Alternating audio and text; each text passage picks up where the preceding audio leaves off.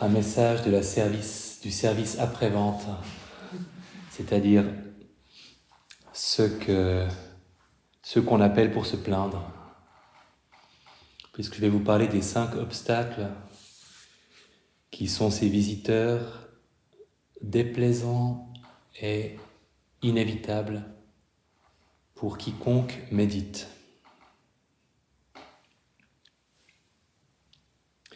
Vous les connaissez bien, vous les connaissez intimement en tant que méditante et méditant, et vous les connaissez aussi intellectuellement.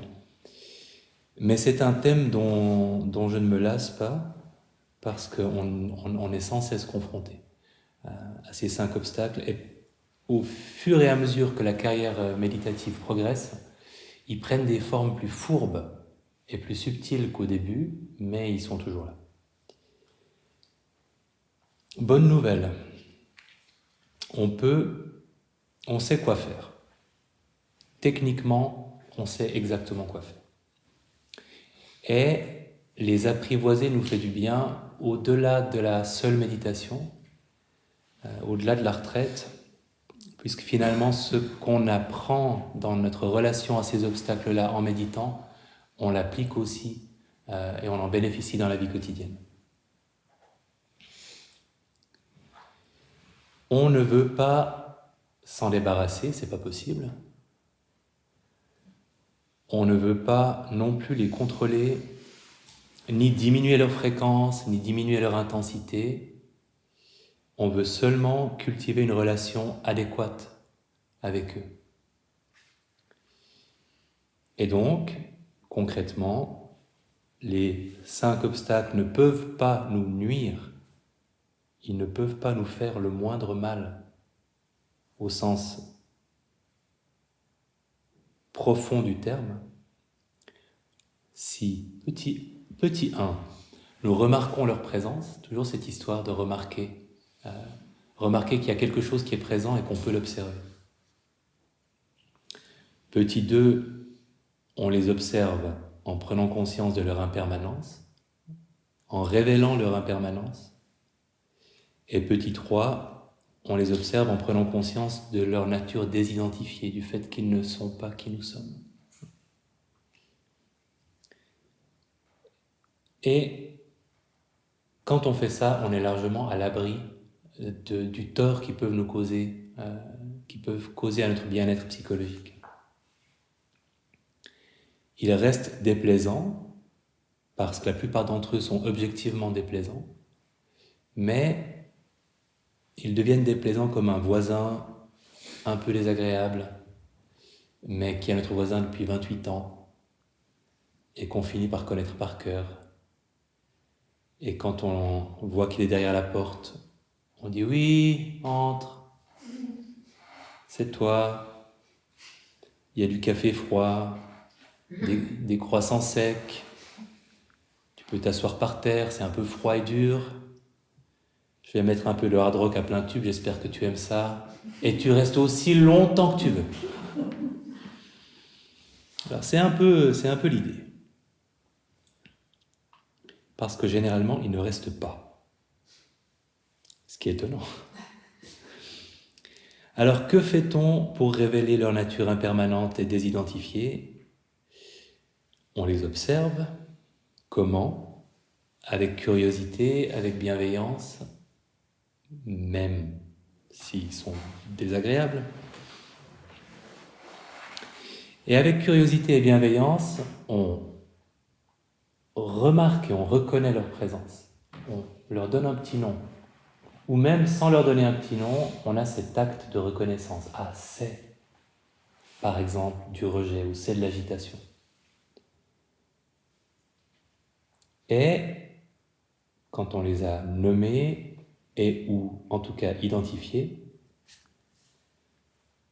on active notre curiosité pour le ressenti corporel, le ressenti physique de l'obstacle. On laisse tomber les histoires qu'ils nous racontent, les histoires qu'on se raconte autour de sa présence.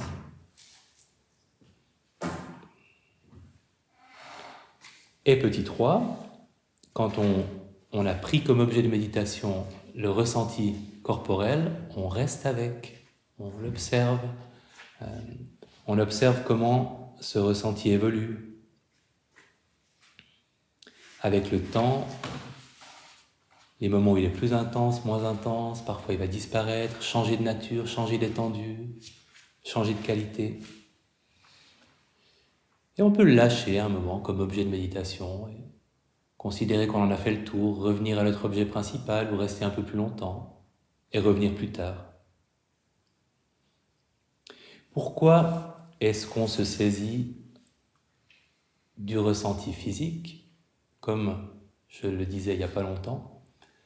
Parce que les histoires qu'on se raconte, elles sont sous forme de pensée, et les pensées, ça papanchise, comme disent les bouddhistes, ça fait du papancha, donc ça a une tendance à proliférer dans tous les sens, alors que le corps a une certaine stabilité,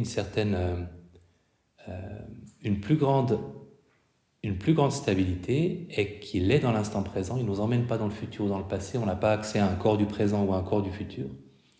Et le corps est un reflet de la réalité de l'état d'esprit, parce que dans le corps, on sent qu'il va changer. On sent qu'il va changer et donc qu'il va passer. Et en prenant conscience de la manifestation corporelle, on prend aussi beaucoup plus facilement conscience que ce n'est pas nous, mais que c'est quelque chose qu'on est en train de vivre, comme n'importe quelle autre sensation. On a beaucoup plus facilement tendance à s'identifier aux émotions et aux pensées qu'aux sensations. C'est rare que vous vous preniez pour votre écharde dans le pied. Donc on utilise cette capacité qu'on a à se désidentifier de l'écharde dans le pied pour s'intéresser à la partie corporelle d'une émotion. Tout va bien? Oui. Ça va? Le bruit n'était pas inquiétant. Il y a des bruits qui font peur et il y a des bruits qui font pas trop peur. Celui-ci, ça allait.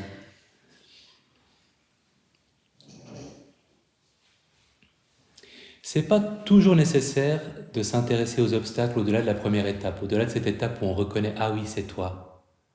Parfois, on n'a pas besoin du tout d'explorer les sensations, et, on le laisse simplement passer. Mais quand ils sont vraiment envahissants, ça aide vraiment beaucoup. Quels sont ces 5 obstacles? Je rappelle: torpeur, somnolence, le 1. Son opposé, agitation. Envie de quelque chose qui n'est pas là. Rejet de quelque chose qui est là. Et doute. Alors on va les prendre dans l'ordre. Et vous pouvez déjà vous demander, pour garder l'auditoire actif et impliqué, lequel prend le plus de place chez vous en ce moment? Et peut-être qu'au début de votre carrière méditative, c'était pas le même, mais en ce moment. Là, je vais faire un sondage, alors attention, prenez le temps de répondre. Même si vous allez me dire, mais tous les 5, certes, mais si vous deviez en distinguer un.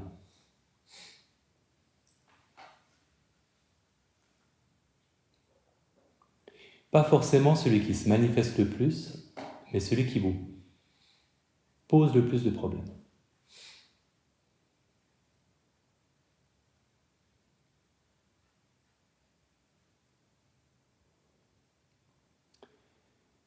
Alors, sachant que dans rejet, aversion, il y a la colère, il y a l'anxiété, il y a l'impatience, toutes ces émotions un peu chaudes, elles font toute partie de cet obstacle-là. Pour qui c'est la somnolence, qui est un numéro 1? Ok. Torpeur, somnolence. Pour qui c'est du coup l'agitation? Ouais. Je sens que ça va être bien réparti. Pour qui c'est le rejet? Ok. Pour qui c'est l'envie et le désir? Pour qui c'est le doute? Est-ce que je fais ça bien? Est-ce que j'ai raison de le faire? Ok. C'est génial. Je ne m'attendais pas à ce que ce soit aussi varié, c'est cool. Donc tout le monde va avoir enfin, chaque obstacle aura ses fans, donc c'est cool. Commençons par la torpeur, comme ça on l'évacue et on se réveille. La torpeur, dans les suttas bouddhistes, ils aiment bien les exemples, les images. Pour l'enseignement oral, c'est évidemment important. Donc la torpeur et la somnolence, ils prennent toujours la référence d'un verre d'eau, d'un bol d'eau. C'est de l'eau avec de la mousse et des algues. Et on voit plus très bien à travers parce qu'il y a plein de champignons, de trucs, comme un étang qui a mal tourné et on voit plus rien. Elle a perdu sa limpidité. Et c'est comme ça que ça se manifeste, une espèce de flou nuageux. Même si on n'est pas vraiment en train de s'endormir, on a cette espèce d'engourdissement mental et on n'y voit plus très clair. Physiquement, on peut avoir ces attaques de tête comme ça, que parfois quand j'ouvre les yeux, je vois ça. Et je sais que pour la personne qui vient de vivre ça, c'est comme une chute de 1000 mètres. Alors qu'en fait, la tête a fait comme ça, mais on a l'impression vraiment que... Oh, ça peut arriver. On peut avoir des bâillements, ou même pas des bâillements, mais un mouvement vers le bâillement, ou bien qu'on réprime, ou bien qui s'éteint, qui ne devient pas un bâillement, mais il y a quelque chose autour de la mâchoire ou autour des yeux, des signes de fatigue. Il y a une phrase typique pour la torpeur et la somnolence, c'est « à quoi bon ?» À quoi bon? Peu me chaud, tout m'indiffère. Quand on est encore en état de dire une phrase, sinon c'est juste du flou et de l'affaissement. Alors il y a les solutions old school qui sont prescrites depuis très longtemps, comme se lever durant la méditation, respirer un peu plus fortement, redresser la posture, surtout la tête. C'est toujours un de mes premiers conseils posturaux dans le cours MBSR, c'est de ne pas avoir la tête comme ça, mais de s'assurer qu'on regarde droit devant soi avant de fermer les yeux. Ça aide. Et la réponse méditative, c'est surtout de booster la curiosité, de renforcer notre intention d'observer la somnolence, dire c'est quoi exactement ce truc. Et on y arrive diversement bien, parce que évidemment que la somnolence a un impact sur notre capacité à l'observer, mais pas autant qu'on croit. Il existe des moments où il y a la somnolence, qui est somnolente, et l'observation de la somnolence qui est lucide, en tout cas pour un temps. On peut observer avec lucidité de la somnolence.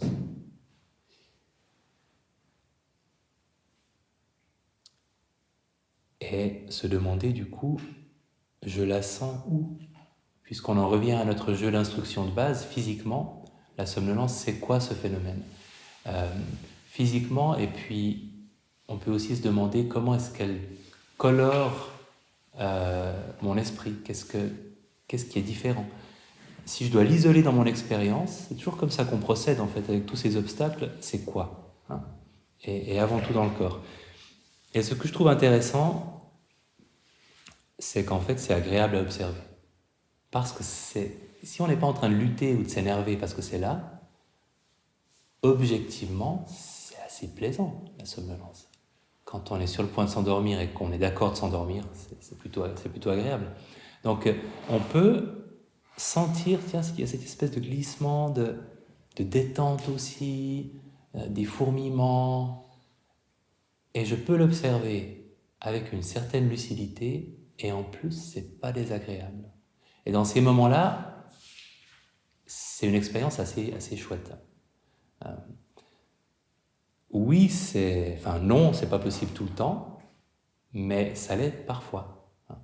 Et observer avec lucidité la somnolence, c'est un plaisir de fin gourmet. Donc je vous encourage à expérimenter. Si vous rencontrez beaucoup de somnolence, de vous dire, ok, peut-être que ça m'arrivera rarement, mais de temps en temps de l'observer quand elle est là. Il faut beaucoup de patience, comme un photographe animalier. Comme ça. Il faut vous planquer en embuscade et attendre qu'elle arrive.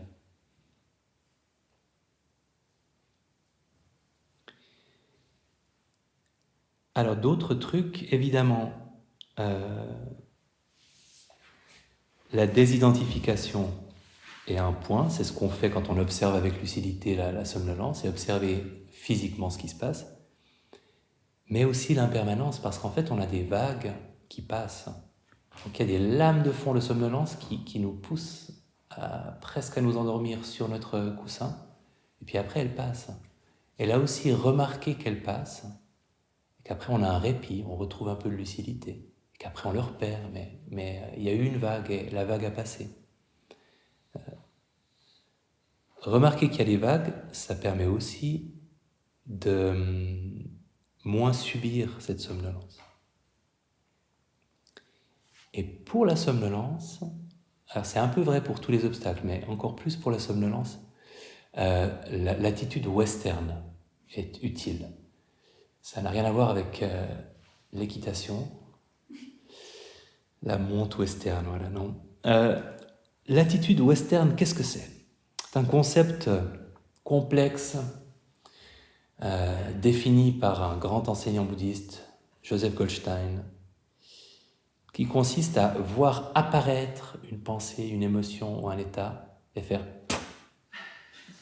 « je t'ai vu ». Et pourquoi j'en parle pour la somnolence ? Parce que la somnolence vous prend en traître. Elle se glisse comme ça, et puis tout à coup, vous n'êtes plus là. Donc, le secret, c'est de voir au moment où elle s'apprête à sortir du fourré et de dire « ah, je t'ai vu ». Et ça paraît bizarre, mais en fait, dans mon cas en tout cas, ça marche assez bien comme ça. Si je saisis les prémices de la somnolence, une espèce de...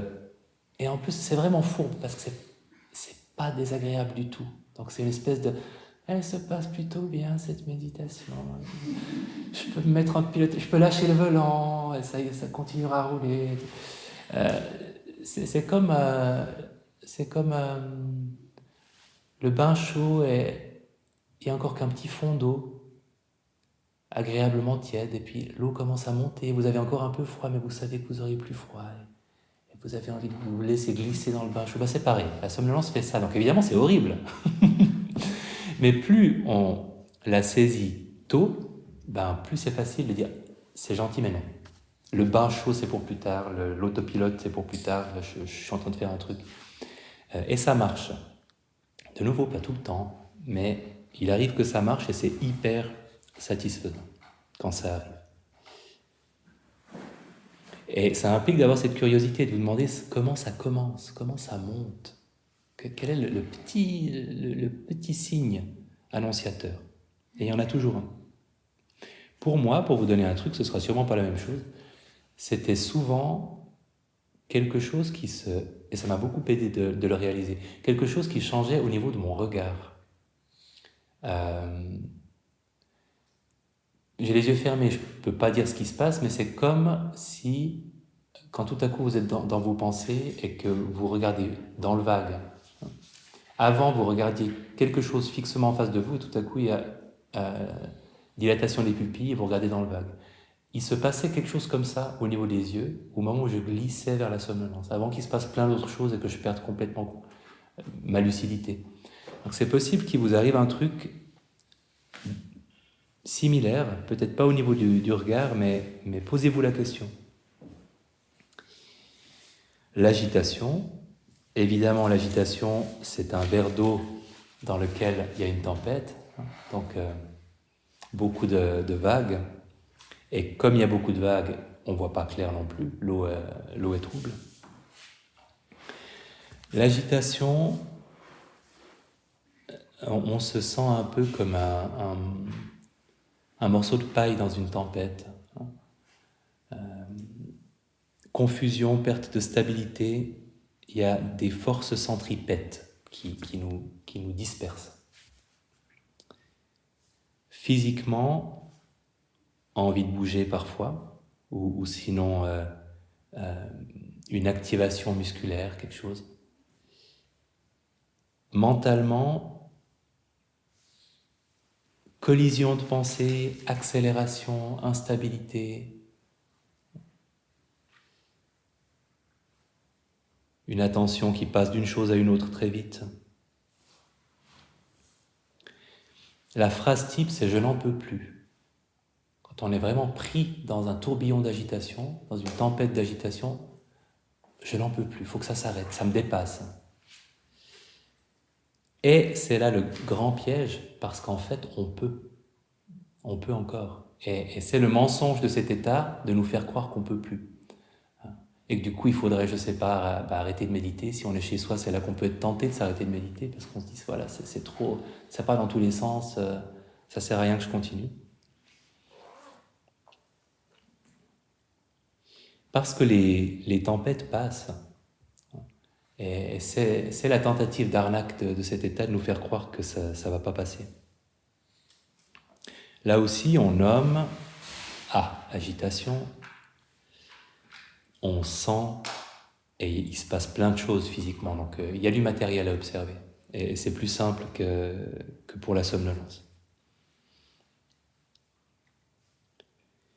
Et on peut parfois encourager à la détente, activement. Quand on sent les marqueurs physiques de l'agitation dans le corps, ok, peut-être que si c'est quelque chose que je sens dans le visage, entre autres, est-ce que je peux laisser mon visage se relâcher?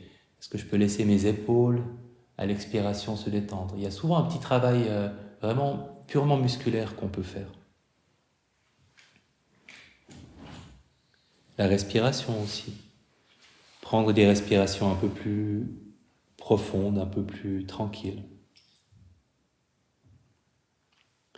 Et là aussi, l'observation de l'agitation n'est pas agitée.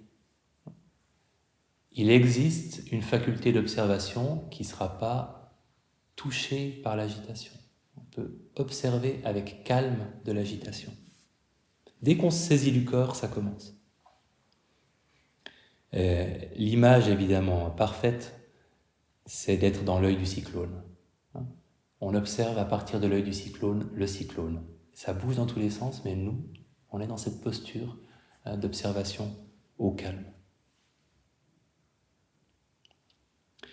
Maintenant, en cas d'urgence, si on se sent vraiment dépassé, on peut changer l'objet de méditation. Si on est centré sur la respiration, on peut se dire peut-être que les sons qui me sortent de moi, qui me sortent même si c'est pas vrai, l'oreille est là, mais on a le sentiment, plus facilement en écoutant les sons, de sortir du corps, parce qu'on a un objet qui est extérieur au corps. Et parfois, ça aide à trouver de la stabilité. Si on est en train de marcher, une marche plus rapide, plus énergique, pour, dans un premier temps, pacing and leading, comme on dirait en hypnothérapie, aller au rythme de ce qui est là. Et si l'agitation est rapide, on peut marcher un peu plus vite d'abord, et ensuite ralentir le pas pour agir aussi sur l'agitation. La clé pour l'agitation, c'est cette conviction, cette confiance dans l'impermanence de cet état. Il nous fait croire qu'il ne va pas passer et c'est totalement faux. On ne fait rien du tout et il passera.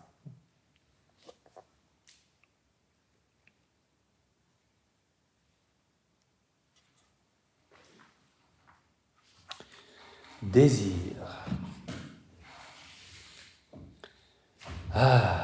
Le désir. C'est un des plus fourbes. Le désir est une eau pleine de couleurs et de paillettes. Et du coup, on ne voit plus rien, parce qu'on est fasciné par la couleur et les paillettes. Envie de ce qui ne fait pas partie de notre expérience présente. Phrase typique, ce serait quand même bien, ce serait quand même mieux si.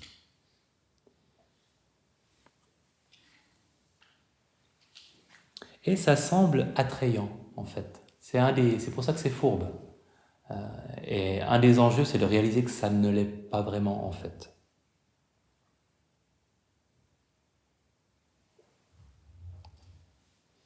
Par exemple, Qu'est-ce que vous pourrez avoir? Je pense que dans une retraite, ils sont souvent assez subtils, les désirs. Mais dans les extrêmes, vous pourriez avoir envie de rentrer chez vous pour, je sais pas, manger une caramelita, c'est une glace Mövenpick, en regardant The Voice, parce que vous réalisez que la caramelita et The Voice vous manquent trop.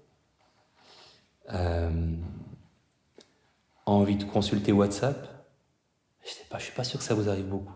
Les petits plaisirs de la retraite, envie du prochain repas, qu'on soit déjà au prochain repas par exemple. C'est peut-être plus réaliste dans votre situation. Envie, j'en parlais tout à l'heure, de la prochaine pause. Là, je suis en train de travailler, ce sera quand même bien la prochaine fois que je ferai pas ce truc de méditation, même si j'aime bien le faire. Mais... Et ça, c'est hyper subtil. Et comme je vous l'avais dit, je sais plus quand, il y a pas longtemps, une des progressions intéressantes dans la relation qu'on a à une retraite, c'est de plus envisager la retraite comme étant une alternance entre des récréations et des efforts, et de se dire qu'en fait, tout est effort récréatif, et que cette curiosité, cette pleine conscience, on peut la cultiver tout le temps de façon détendue, plutôt que de se dire qu'on alterne entre des moments où on est vraiment en pleine conscience, puis après, là, j'arrête tout. Je redeviens la personne que je suis quand je ne suis pas en pleine conscience. On n'est pas obligé de faire comme ça, et c'est beaucoup plus intéressant. Si on vit toute la retraite comme une méditation, mais avec moins d'efforts, juste plus de continuité. Il y a les plaisirs méditatifs qui font l'objet de désirs. J'aimerais une méditation comme celle d'hier. Pourquoi je n'ai pas aujourd'hui une méditation comme celle d'hier? C'était bien hier, c'était mieux. Ou comme la dernière retraite, j'avais eu vraiment ce... Ou alors, je suis convaincu que ce que j'ai là, c'est tellement moins bien que ce que je pourrais avoir. J'ai pas une vraie attention, une vraie lucidité. Tout ça, c'est du désir.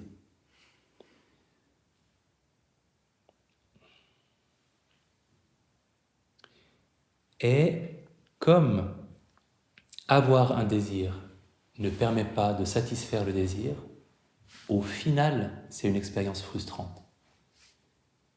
Particulièrement durant une méditation. Parce que le désir redescend, mais il vous laisse, en redescendant, le constat qu'il n'est pas réalisé. Puisque vous avez envie de quelque chose qui n'est pas là, ben c'est pas là. Donc il y a la promesse qui rend la pensée attrayante. Parce que c'est le désir d'une chose désirable. Donc de penser que vous l'obtiendrez, c'est plaisant. Et après, ça passe et vous ne l'avez pas obtenu. Donc il y a une frustration qui apparaît. Tout ça, c'est subtil, surtout quand on parle du genre de désir de retraite qu'on a évoqué, c'est pas massif, ni le désir lui-même, ni la déception, mais c'est là.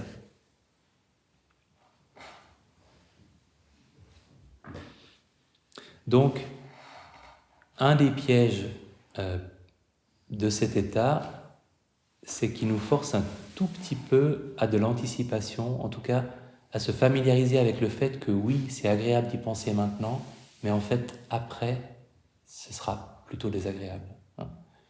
Et une des réponses sera de recommencer à y penser, parce que c'est désagréable que ce soit désagréable. Donc je vais repenser à ce truc agréable.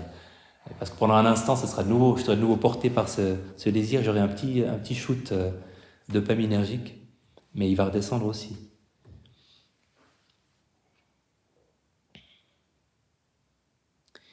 Et évidemment,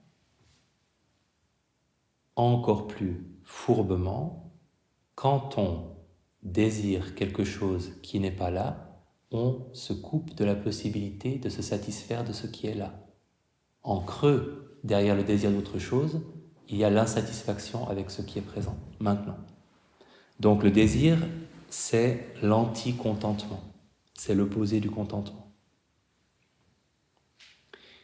Sans le désir, on peut apprécier que la méditation, par exemple, est calme, qu'on a un certain confort physique, qu'on a observé les pensées qu'on a pu saisir au vol, qui nous ont appris quelque chose sur nous-mêmes.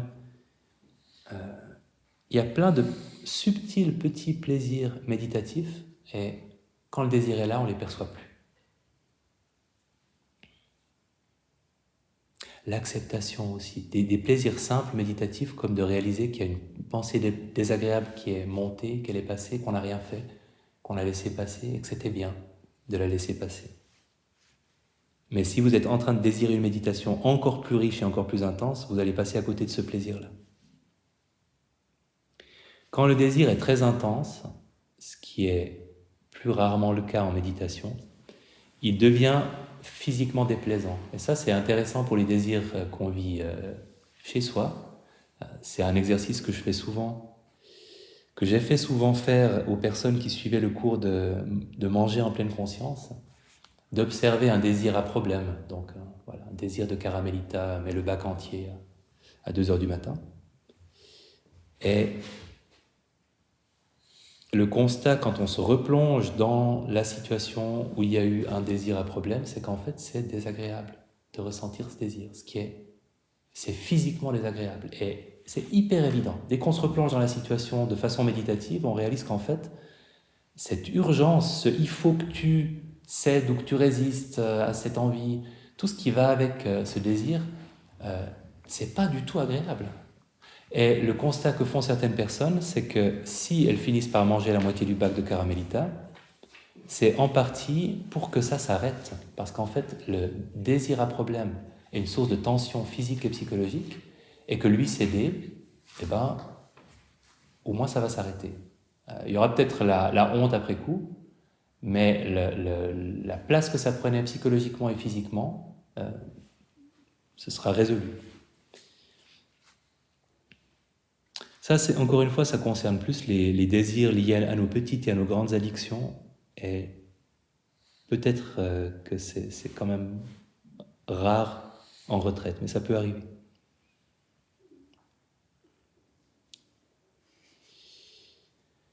Image pour le désir. Je la partage juste parce que je l'aime bien. Je ne sais pas si elle vous ouvrira des grandes portes de sagesse, mais il y a cette histoire du singe, du piège à singe, qui est probablement fausse, c'est égal. Pour attraper les singes, on fait un trou assez grand pour que le singe puisse y passer la main, mais pas assez grand pour qu'il puisse en sortir la banane. Du coup, le singe attrape la banane, mais il ne veut pas lâcher la banane, et du coup, il reste coincé. Je pense que c'est un mythe. Et c'est une bonne image pour le désir, parce que c'est exactement ça. Vous tenez la banane, et en fait, vous n'allez pas la voir, la banane. Elle n'est pas là, c'est pas possible. Le trou ne permet pas que vous la sortiez. Donc, continuez à penser à la banane, c'est-à-dire ne pas la lâcher, ça ne marche pas. Ce n'est pas source de bonheur et d'épanouissement. Il faut lâcher la banane, mes frères et mes sœurs singes.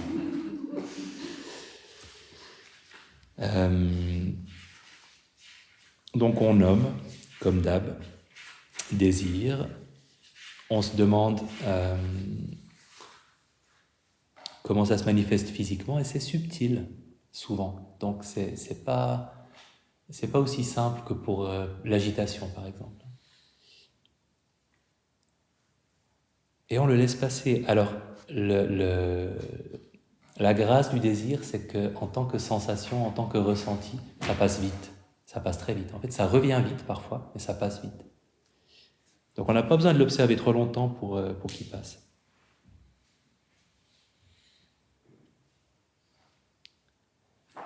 Et là aussi, l'attitude western peut être intéressante. Parce que c'est fourbe, un peu comme la somnolence. Pour l'agitation, il n'y a pas besoin du tout, parce qu'on n'a pas besoin de saisir les prémices de l'agitation, elle va très vite prendre pas mal d'espace, et c'est là qu'on peut travailler avec. Mais un désir va peut-être se signaler par une sensation, ou une expression sur votre visage, ou quelque chose qui correspondra pour vous au début du moment où vous avez envie de quelque chose. Et là aussi, c'est très subtil, mais c'est super intéressant de vous poser la question.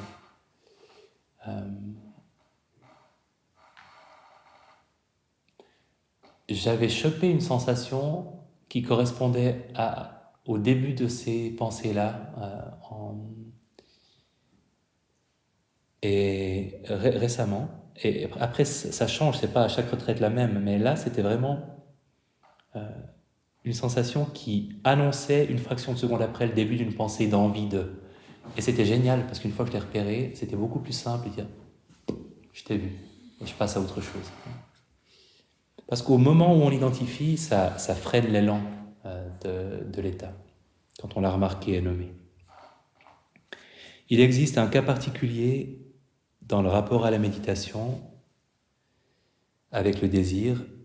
Méfiez-vous du besoin d'intensité dans l'expérience méditative. J'en ai un petit peu parlé avant. J'aimerais une méditation plus riche, plus concentrée, plus intense. C'est du désir.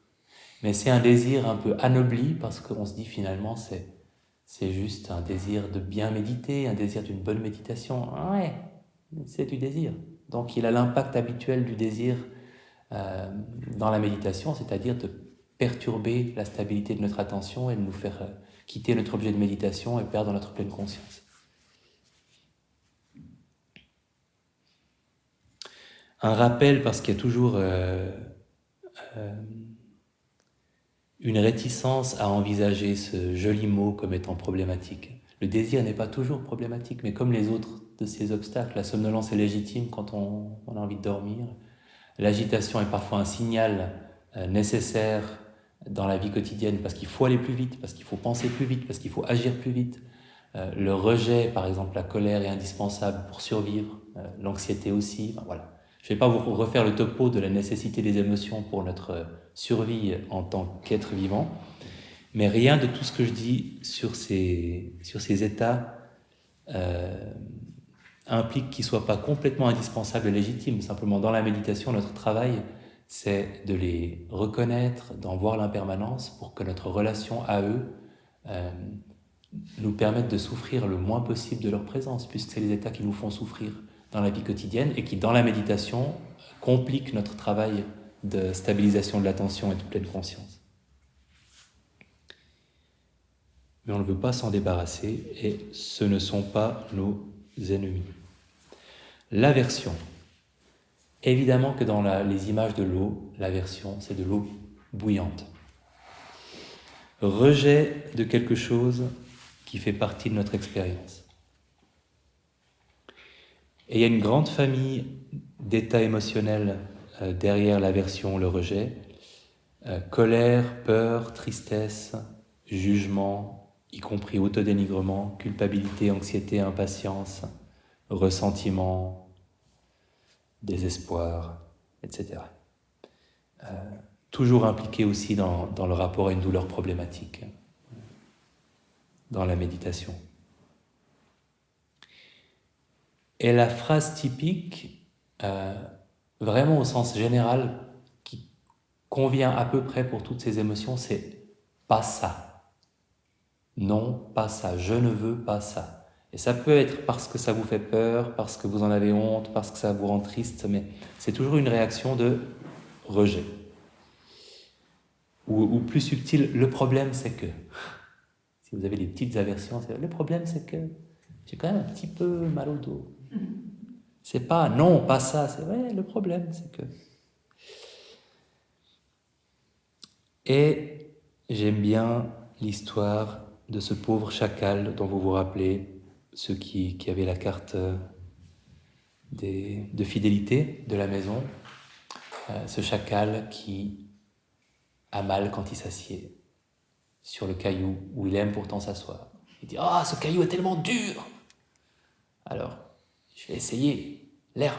Il s'assied sur l'herbe et il a mal quand il s'assied sur l'herbe. Il dit « Ah, c'est possible, cette herbe est coupante !» Et il continue, je vous passe, on peut en faire 150 épisodes. Hein. Et à la fin, il va voir la tortue qui médite, qui est pleine de sagesse, au fond de la forêt. Et elle sort sa tête de sa carapace. Et en échange d'une salade, elle lui dit « Écoute, chacal, mon pauvre ami, tu as la gale. Donc, tu as mal partout et où que tu t'installes, tu ne seras jamais confortable. » Eh bien, l'aversion, c'est la gale.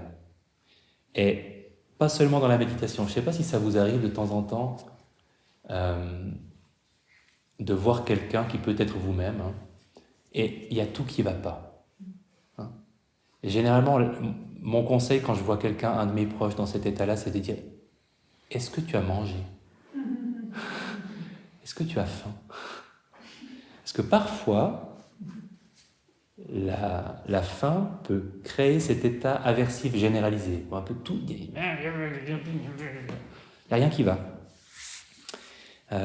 Donc c'est ça, le chacal qui a la gale, c'est vraiment une belle image pour l'aversion. Alors, l'aversion, elle n'est pas fourbe du tout, elle est hyper franche.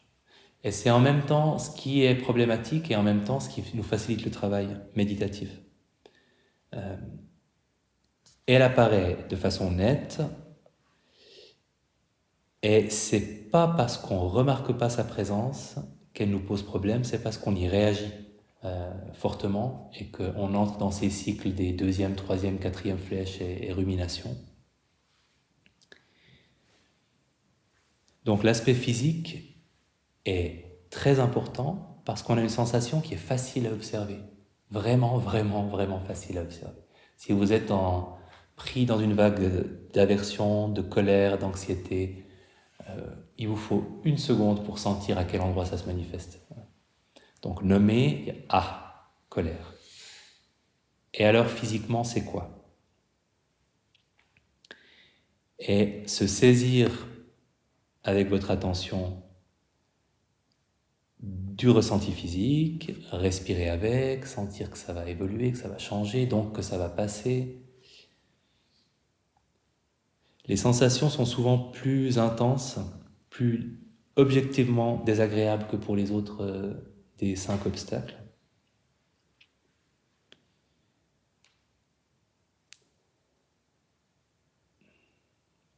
Et on a tendance à beaucoup s'y identifier. Heureusement, tout ce processus est tellement grossier que sur le plan technique, pour tout méditant qui a suivi un cours de 8 semaines dans sa vie, c'est faisable. Autant on peut vraiment avoir l'impression que le doute ou la somnolence, c'est compliqué de s'en saisir. Là, c'est pas compliqué. C'est juste que c'est très désagréable. Donc, ça demande de la patience, de la persévérance, de la persistance. Quand on réalise qu'on était en train d'observer la boule dans la gorge qui correspondait à l'anxiété et qu'elle s'était relâchée un peu, mais qu'on a de nouveau eu une pensée anxieuse qui nous a distraits et qu'on est reparti dans une vague anxieuse, dire ok, je recommence, je reviens, je laisse tomber l'histoire, je reviens à la boule dans la gorge, j'observe la boule dans la gorge, je respire avec la boule dans la gorge, avec cette sensation, je la laisse se relâcher, et je le refais 5 fois, je le refais 10 fois, et peut-être qu'à un moment, je lâche ce manche que j'ai saisi pour me saisir de l'état. J'y reviendrai un peu plus tard, etc. Mais c'est un travail de patience. Ça ne demande pas de la finesse technique, ça demande de la patience et de la persévérance. Il y a le cas particulier du jugement de soi qui est une forme d'aversion, qui peut passer sous le radar de temps en temps, parce que il fait partie de notre identité peut-être plus que... Il n'est pas intense comme de l'anxiété ou de la colère, donc il peut être souvent présent, on peut s'être habitué à sa présence, et on peut avoir quelque part la conviction parfaitement stupide que si on se critique beaucoup, ça fera de nous une meilleure personne, et que sans ça, on n'avancerait pas dans la vie, et tout ça. Donc, le jugement de soi, parfois on le rate. On rate rarement une anxiété ou une colère, mais le jugement de soi peut passer sous le radar. Et c'est très important de le noter, de le reconnaître, de le laisser passer, mais de l'identifier. Il ne fait pas partie de la réalité objective. C'est juste une forme de rejet. C'est rien de plus que ça. C'est pas plus vrai que n'importe quelle rêverie qui vous traverse l'esprit. À savoir aussi que le jugement de soi, dans le vocabulaire pali, qui est la langue des suttas bouddhistes, c'est, je crois, hein, je couperai au montage, mais je crois que c'est Omana et que l'orgueil c'est Mana et que globalement les deux sont rassemblés dans le concept d'orgueil. Donc, se dire qu'on est génial ou se dire qu'on est nul, c'est de l'orgueil. C'est-à-dire, dans les deux cas, c'est les symptômes d'une préoccupation excessive par la valeur qu'on a. Donc, c'est deux pensées égocentriques et superficielles, en fait. Et c'est important de les mettre sur le même niveau. De vraiment... Et moi, ça m'a aidé à un moment de noter orgueil quand je me critiquais. Et de réaliser qu'en fait, c'est un peu pareil. Qu'entre le personnage joué par Woody Allen et Donald Trump, c'est la même chose. Crier sur tous les toits sa détestation de soi-même et la liste interminable de ses défauts et dire qu'on est génial, c'est pareil. On est obsédé par soi-même et par ce qu'on vaut. C'est de l'égocentrisme naze. Donc il faut faire tomber cette émotion de son pédestal, de son trône. Non, elle n'est pas particulièrement utile, noble, justifiée. Oui, sans elle, vous avanceriez quand même dans la vie. On peut aspirer à quelque chose sans pour autant se juger tout le temps. Ce qui me fait penser à... Je voulais placer cette phrase. Elle vous parlera peut-être pas, mais elle m'a fait penser à ça. Ne soyez pas humble. Vous n'êtes pas si bon que ça. Et je trouve que ça renvoie un petit peu à cette idée que l'humilité ou le jugement de soi, au final, c'est une forme d'orgueil subtilement déguisée quand on l'exprime. Donc, utile de les renvoyer dos à dos. La douleur est un autre cas particulier. Ça, c'est juste pour vous rappeler les bases par rapport à la douleur. D'abord que là aussi, la douleur, on cherche avant tout à l'éviter, à la prévenir. Donc, si une posture vous fait mal à chaque fois, après 15, après 20 minutes, la priorité, c'est d'améliorer la posture, de trouver une posture qui vous convienne mieux.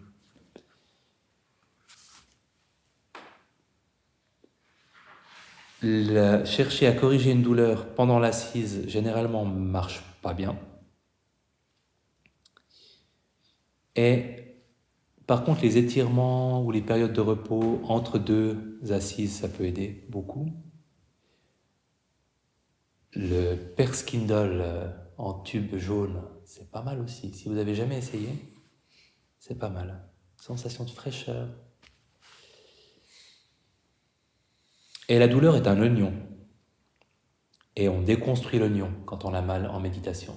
On se concentre d'abord sur le cœur de l'oignon, qui est la sensation brute, qu'on peut pratiquement détacher de sa nature désagréable. C'est-à-dire, c'est une vibration piquante, chaude, au niveau des omoplates, plutôt à droite, ou alors ça tape, ça chauffe, ça pique, ça tire, ça a une certaine surface que ça occupe dans le corps, une certaine profondeur, vraiment des caractéristiques, des qualités de la sensation brute. Autour de la sensation, il y a souvent une tension corporelle. Donc, parce qu'on a cette sensation intense dans la région des omoplates, on a les épaules qui se crispent ou la mâchoire qui se crispe. Et ça, on ne peut pas forcément faire disparaître la sensation elle-même, mais la tension secondaire, on peut. En expirant, on peut la laisser se relâcher. Et la troisième couche de l'oignon, c'est la réaction émotionnelle. Donc, l'anxiété, la colère, la frustration, l'impatience, l'exaspération, etc. Et ça aussi, on peut en prendre conscience, sentir ce qui se passe dans le corps, la laisser se détendre. Donc on observe les couches une par une. On commence par le centre, on identifie ce que c'est que la sensation elle-même, on observe la tension secondaire, prend conscience de l'émotion, de la manifestation physique de l'émotion, on respire avec, on la laisse se relâcher. Et après, on revient à la sensation brute et on respire avec elle et on regarde comment elle évolue. Et ce qui est étonnant, c'est que par moment, on peut vraiment avoir une sensation qui est la même qu'on avait il y a 2 minutes, quand elle s'appelait douleur insupportable et qui est devenue chaleur intense dans la région des omoplates, qui a perdu sa qualité de douleur en fait, qui est juste devenue une sensation. Et parfois elle passe, ou elle se dilue, hein, et c'est plus facile de revenir à la respiration, ou à ce qu'on était en train de faire. On a parfois, il ne faut pas le dire à quelqu'un qui a mal, un peu de douleur et beaucoup d'émotions. Et en fait, on a très mal parce qu'on a beaucoup d'émotions par-dessus la douleur. Et avec la méditation, on peut en arriver à distinguer, à bien distinguer les deux choses. Le doute,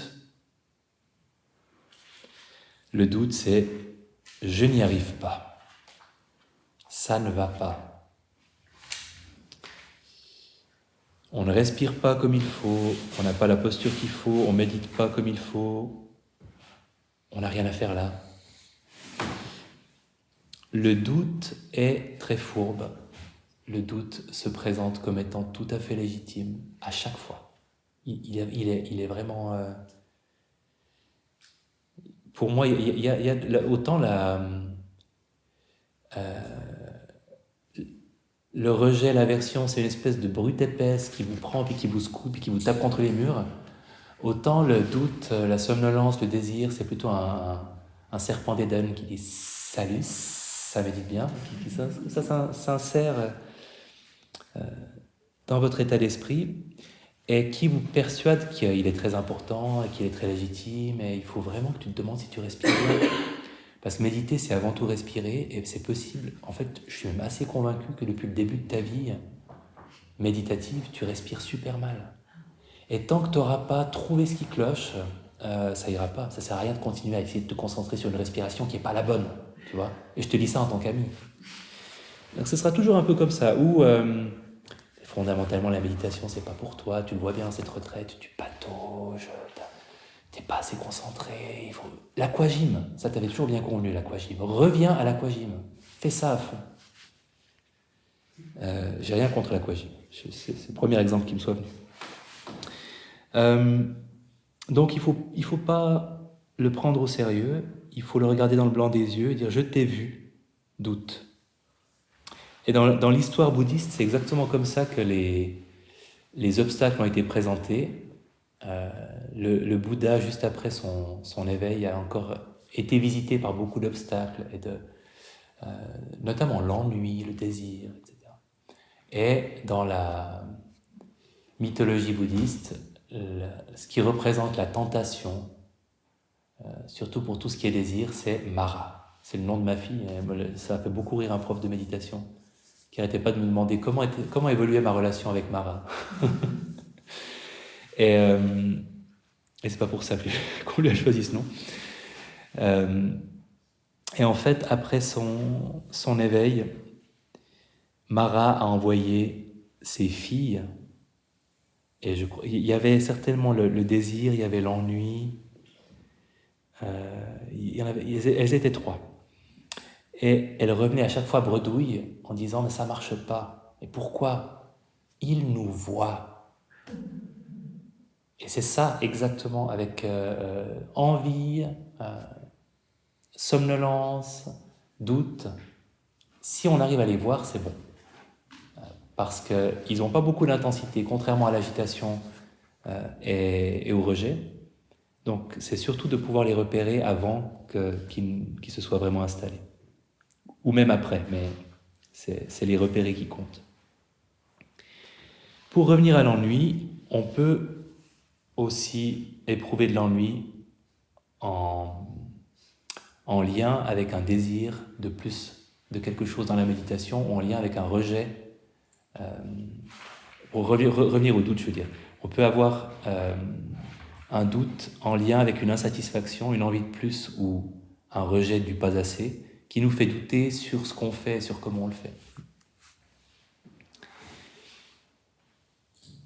Donc, on peut simplement se rappeler que la pratique se fait toute seule, qu'il n'y a pas besoin de résoudre quoi que ce soit urgemment en cours de méditation, que le doute fait partie de la méditation,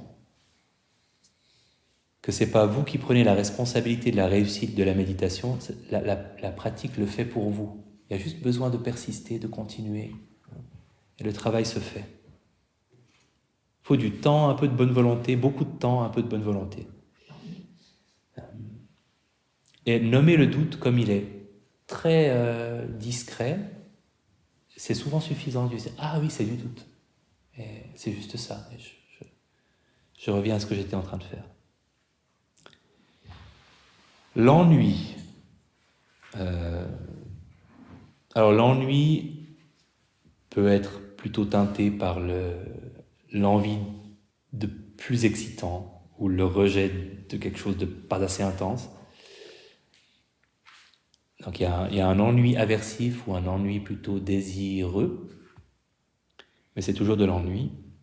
Et en premier lieu, un bon raccourci, c'est de le voir comme le symptôme d'un manque d'attention. C'est-à-dire, bon, s'il y a la place pour l'ennui, c'est que j'ai perdu ma pleine conscience et mon objet de méditation. Donc, de simplement se recentrer, se dire, ok. Parce que quand on est complètement attentif à ce qui se passe, c'est jamais ennuyeux. Donc, s'il y a de l'ennui, c'est qu'on l'était plus.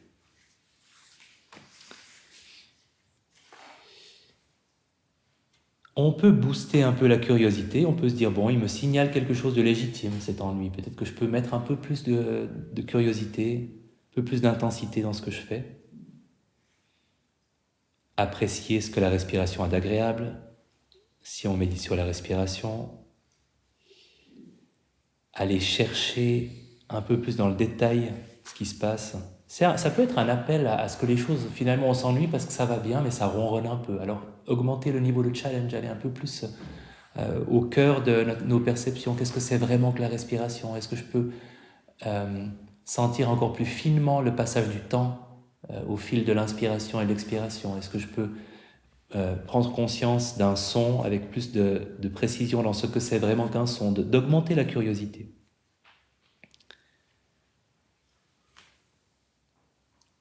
Et les 5 obstacles impliquent évidemment qu'il existe leur inverse qui se manifeste aussi et qu'on remarque moins, le reposer dans la méditation. Donc si il y a de la somnolence, il y a de la lucidité.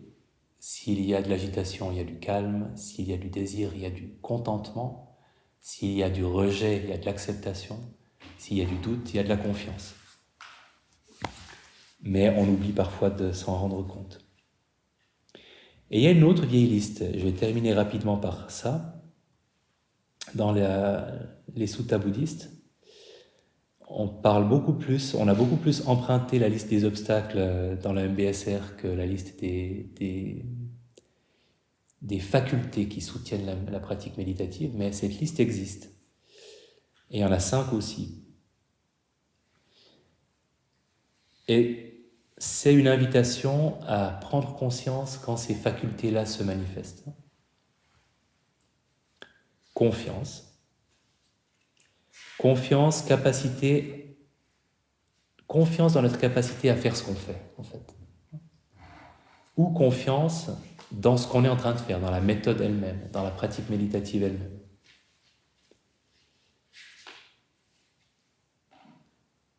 Et de temps en temps, vous pouvez simplement apprécier la présence d'une certaine confiance quand elle est là pour la renforcer aussi, pour l'encourager.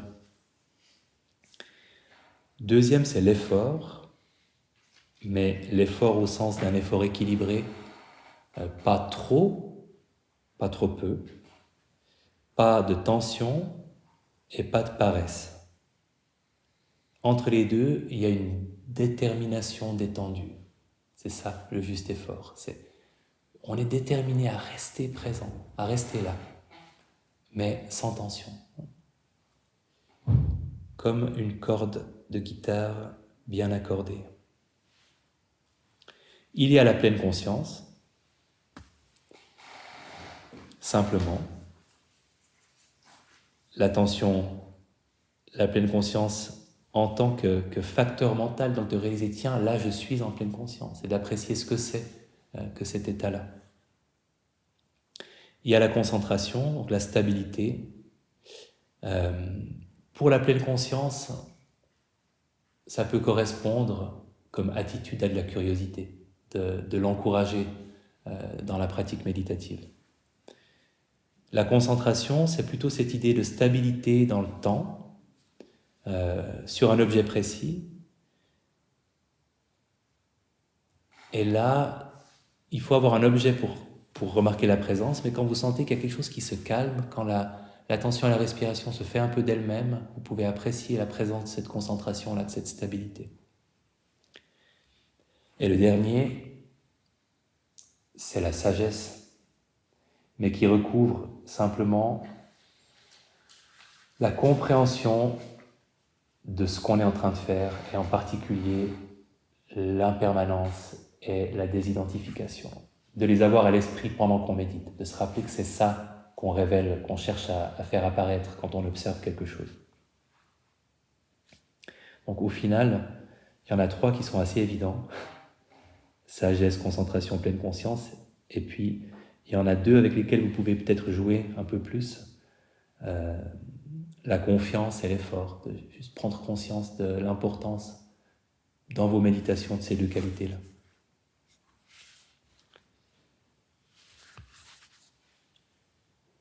Ah, j'ai enfin terminé.